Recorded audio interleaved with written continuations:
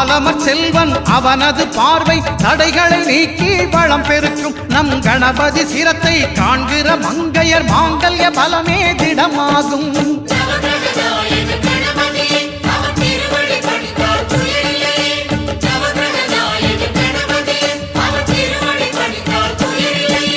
ஒன்பது கோளும் ஒன்றாய் காண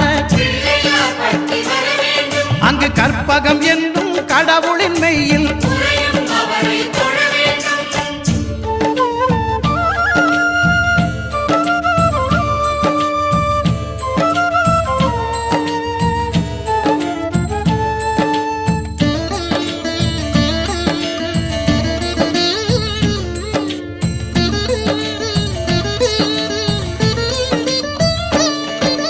சுக்கிரன் பார்வை படுதல் வேண்டின்